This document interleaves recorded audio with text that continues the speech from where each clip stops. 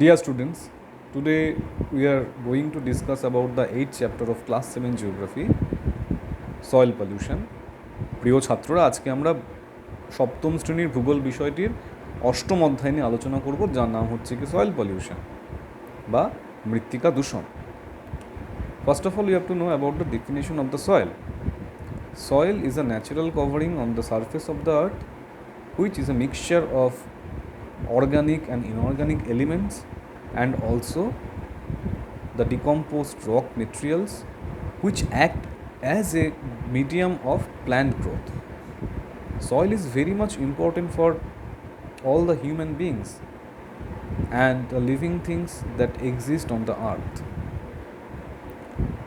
because soil provide us four basic elements for the purpose of sustaining our life, namely cloth, food, shelter and medicine.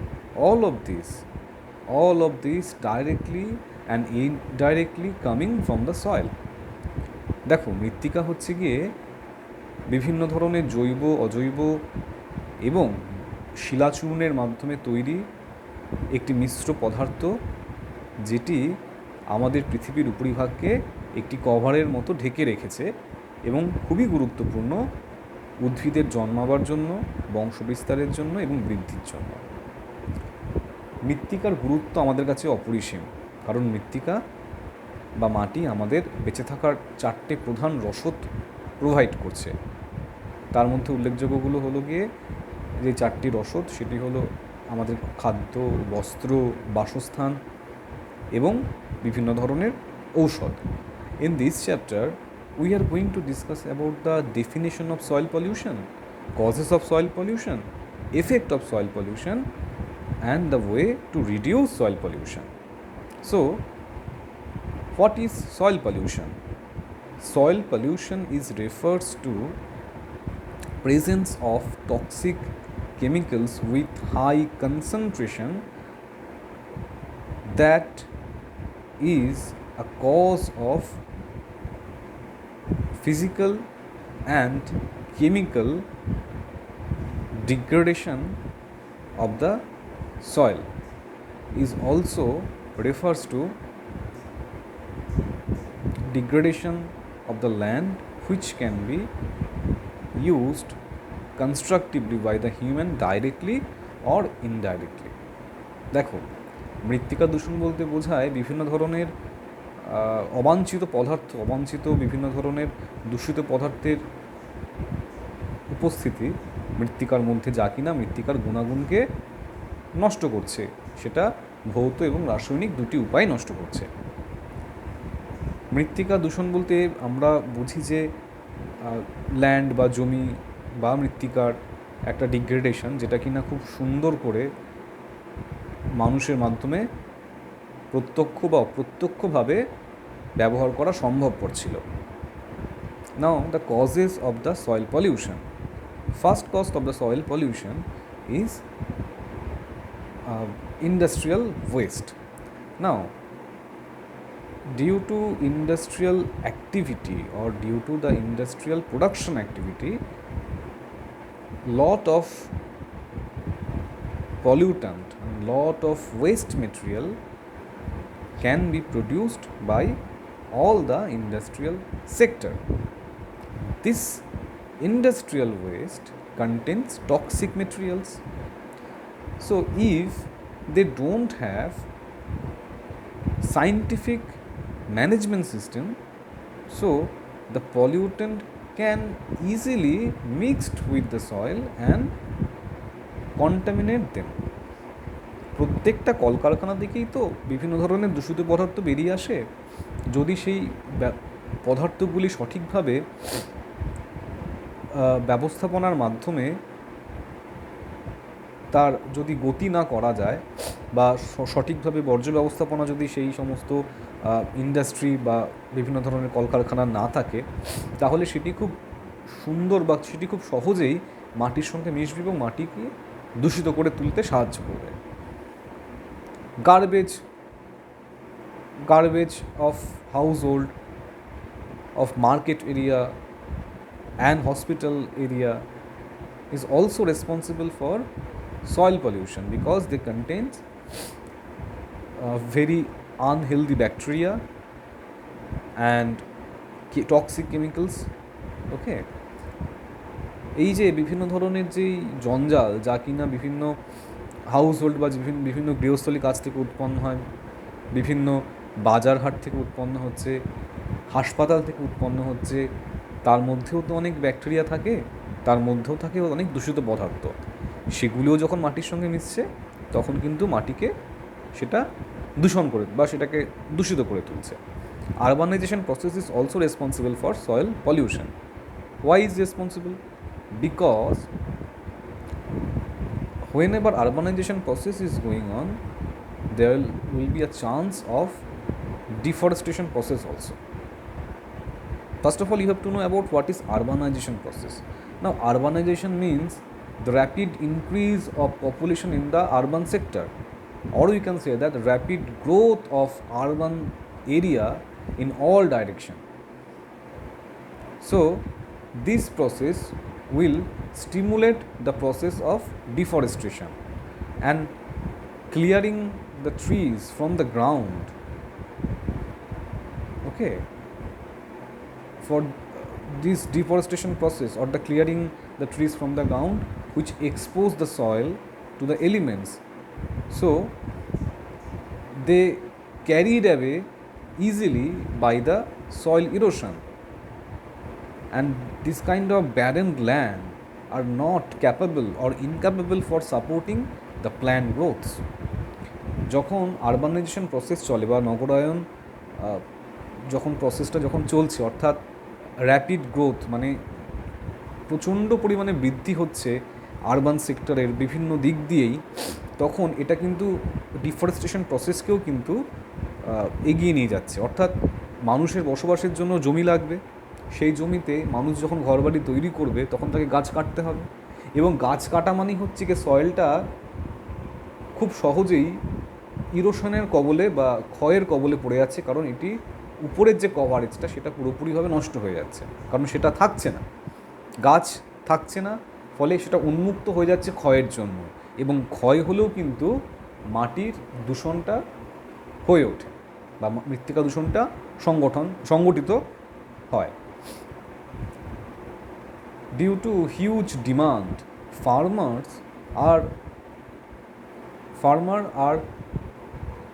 likely, or due to huge demand of crop, they are using lot of pesticides, lot of herbicides, lot of inorganic fertilizer for the purpose of productivity. These also contain toxic material, toxic chemicals, which can easily mix with the soil, kill the microorganism which is very much important for the growth of the plant. It will also responsible for the purpose of soil pollution. মানুষের খাদ্যের প্রতি চাহিদা সেটা উত্তরোত্তর বৃদ্ধি পাচ্ছে, এবং এই চাহিদাটার জন্য কৃষিকার্য পদ্ধতিতেও কিন্তু একটা আমূল পরিবর্তন হচ্ছে। কৃষকেরা প্রচুর পরিমাণে কীটনাশক, প্রচুর পরিমাণে সার ব্যবহার করছে মাটিতে, এবং এই যে ব্যবহৃত সার বা এই ব্যবহৃত কীটনাশকের মধ্যে কিন্তু প্রচুর রাসায়নিক দূষিত পদার্থ আছে, যেটা কিন্তু খুব সহজেই মাটির সঙ্গে মিশতে পারে এবং মাটিকে দূষণের কবলে ফেলতে পারে। Nuclear plant produce nuclear waste. The element which is used for the nuclear activity for generation of huge nuclear energy contain very toxic chemicals, and we can say that this is very toxic in nature. The name of such element is uranium. So if they don't have scientific management system for dumping purpose, so it will be a very dangerous for the purpose of the soil, and it causes soil pollution. এই nuclear প্লান্টগুলো যারা প্রচুর পরিমাণে এই uranium পদার্থটা ব্যবহার করছে nuclear এনার্জিটাকে তৈরি করার জন্য, সেটা কিন্তু প্রচণ্ড পরিমাণে দূষিত চরিত্রের, এবং এই পদার্থটা যখনই মিশবে মাটির সাথে তখন কিন্তু সেটা মাটিকে দূষিত করে তুলবে খুব সহজে। Now we are going to discuss about the effect, some effects of soil pollution. Rapid loss in soil fertility is also a result of soil pollution. Loss of fertility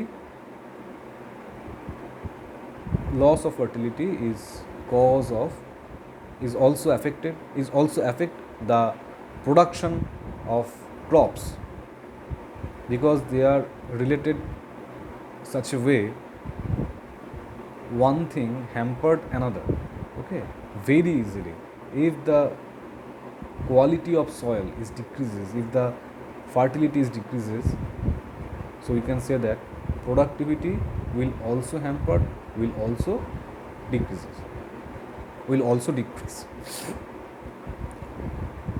মাটির উর্বরতা শক্তি কিন্তু মাটির দূষণের জন্য অনেক পরিমাণে কমে যায়। যখনই কমবে তখনই সেটা উৎপাদন শক্তিকেও নষ্ট করবে। যত পরিমাণে মাটির উর্বরতা হারাবে তত পরিমাণেই কিন্তু মাটির উৎপাদনও বা মাটিতে তৈরি হওয়া ফসলের উৎপাদনও কিন্তু কমে যেতে শুরু করবে। There will be a chances of countless death of humans if we consume such kind of food which are grown into the contaminated soil.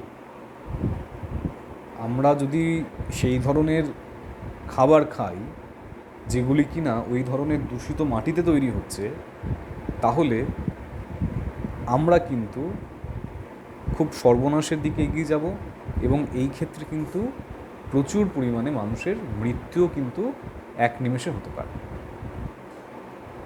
আচ্ছা, now we are going to discuss about the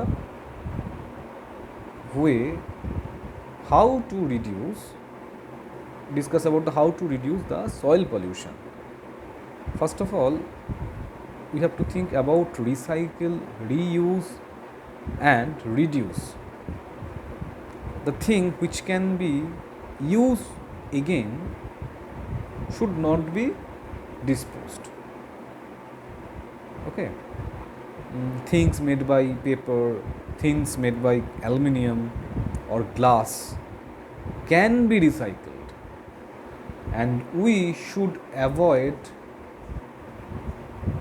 plastic material as much as it possible. আমাদের তিনটে জিনিসের কথা মাথায় রাখতে হবে। একটা হচ্ছে গিয়ে ব্যবহার কমানো। কার ব্যবহার কমাবো? না, প্লাস্টিক মেটেরিয়ালসগুলির ব্যবহার কমাবো, কারণ তারা সহজে মাটির সঙ্গে মেশে না। রিসাইকেল বা পুনর্ব্যবহার কার করব?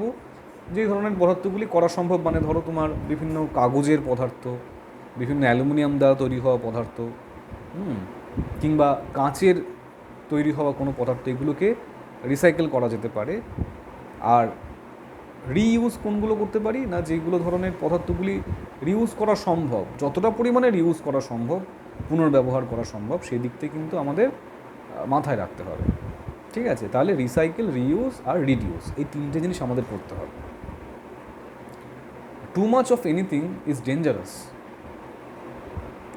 We should reduce the use of fertiliser, herbicides and pesticides in the agricultural field, and we have to reduce the overcropping and overgrazing system.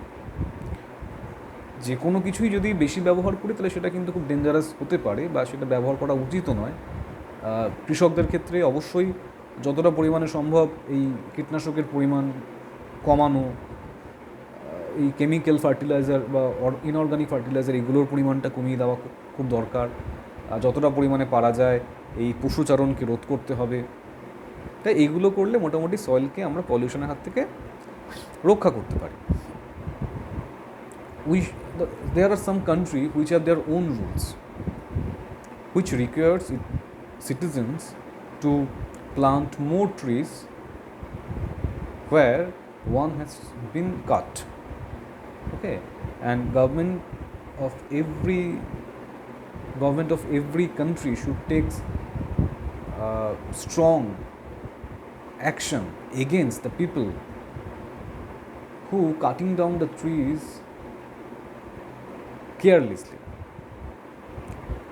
অনেক পৃথিবীতে এমন অনেক দেশ রয়েছে যারা নিজেদের কিছু আইন কানুন তৈরি করেছে যেখানে বলা হচ্ছে যে একটা গাছ কাটলে অনেকগুলো গাছ লাগাতে হবে, এবং অবশ্যই সেখানকার আমাদের মানে এটা করা উচিত, প্রত্যেকটা দেশের সরকারকে খুব স্ট্রং অ্যাকশন নেওয়া উচিত, যার মাধ্যমে সেই ধরনের মানুষজনকে শাস্তি দেওয়া উচিত যাতে কিনা তারা যথেচ্ছভাবে গাছকে না কাটতে পারে, because tree is very important to combat with such kind of situation. ঠিক আছে, এই ধরনের জিনিসপত্রগুলো আমাদের করতে হবে যতটা পরিমাণে সম্ভব। এইভাবে কিন্তু আমরা সয়েল পলিউশনটাকে রক্ষা করতে পারবো। We should also dispose such kind of garbage in a proper scientific manner. আমাদের এই ধরনের যে জঞ্জাল যে আমরা ফেলে দিচ্ছি খুব যথেচ্ছভাবে যেখানে সেখানে, এইটা কিন্তু আমাদেরকে খুব যত্ন সহকারে দেখতে হবে। আমরা যাতে সেইগুলো খুব সহজ এবং খুব সুন্দরভাবে একটি পরিকল্পিত উপায়ে এমনভাবে ফেলবো যাতে কিনা সেটা মৃত্তিকাকে বা মাটিকে দূষণ করতে না পারে। তাহলে এই জিনিসপত্রগুলি হলো গিয়ে সয়েল পলিউশনকে রোধ করার উপায়। মোটামুটি আমাদের এই চ্যাপ্টার থেকে যেটা পড়তে হবে সেগুলো হচ্ছে গিয়ে what is the definition of soil, why soil is important for us, definition of soil pollution, causes of soil pollution, effect of soil pollution and the way to reduce soil pollution. যে জিনিসগুলো ওখান থেকে পড়তে হবে সেগুলো হচ্ছে গিয়ে মৃত্তিকার সংজ্ঞা, কেন মৃত্তিকা গুরুত্বপূর্ণ, মৃত্তিকা দূষণ বলতে কী বোঝায়, মৃত্তিকা দূষণ কেন হয়, এর প্রভাব কী, এবং কি কি উপায়ে মৃত্তিকা দূষণ থেকে আমরা মৃত্তিকাকে রক্ষা করতে পারব। এই বিষয়গুলোকে পড়লেই এই চ্যাপ্টারটা রেডি হয়ে যাবে তোমাদের। খুব জটিল চ্যাপ্টার নয়, খুব ইজি চ্যাপ্টার। হ্যাঁ, তোমরা পড়ো এবং আশা করি বুঝতে কোনো অসুবিধা হবে না। মৃত্তিকা দূষণের হারকে কমানোর জন্য আরেকটা জানো কি সবচেয়ে গুরুত্বপূর্ণ বিষয়, সেটা হলো গিয়ে মানুষের মধ্যে সচেতনতা গড়ে তোলা, বিভিন্ন ধরনের ক্যাম্পেনিংয়ের মাধ্যমে, বিভিন্ন ধরনের সেমিনারের মাধ্যমে, যাতে মানুষ সচেতন হয়। ওকে, এটা কিন্তু খুব গুরুত্বপূর্ণ একটা দিক। তাহলে চ্যাপ্টারটাকে পড়ো, আশা করি কোনো অসুবিধা হবে না এবং খুব ইজিলি ব্যাপারটাকে বুঝতে পারবে এবং খুব ইজিলি তৈরি করে ফেলতে পারবে। ঠিক আছে, পরে নিশ্চয়ই আবার দেখা হবে। ততদিনের জন্য গুড বাই, ভালো থেকো।